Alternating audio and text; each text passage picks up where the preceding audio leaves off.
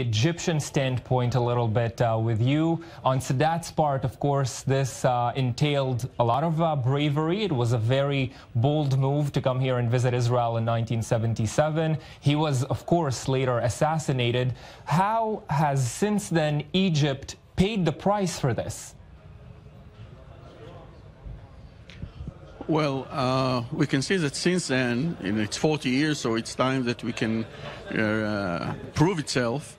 The peace is still existing between the two countries, and the security interests of both countries are kept very, very strongly, and we feel that basically in Egypt, there is an understanding for this deep interest of keeping the peace. That's what brought the peace, and that's what's keeping it for those many years.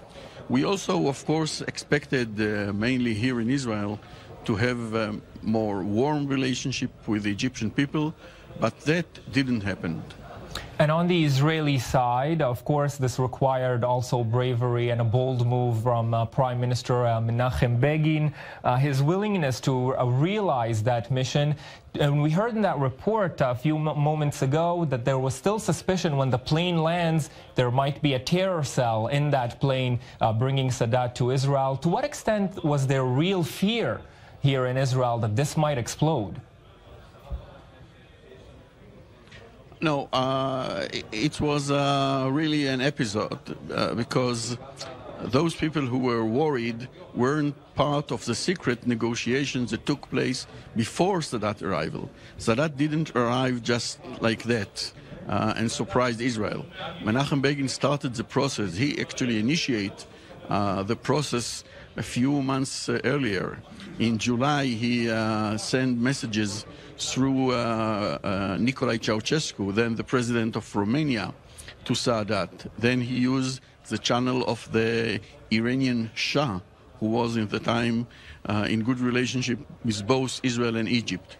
And then there were early negotiations between Moshe Dayan, the foreign minister of Israel under Begin, in Morocco, with Hassan Touami, minister from Egypt. And after that, Sadat came. But those leaders, the political level, didn't inform our intelligence officers about the process. So there was some misunderstanding, and there was really a warning that it might happen that instead of President Sadat coming out of the plane, we will see a group of Egyptian commando, come out of the plane in this historical moment. But of course it didn't happen, and Sadat came, and the story since then known.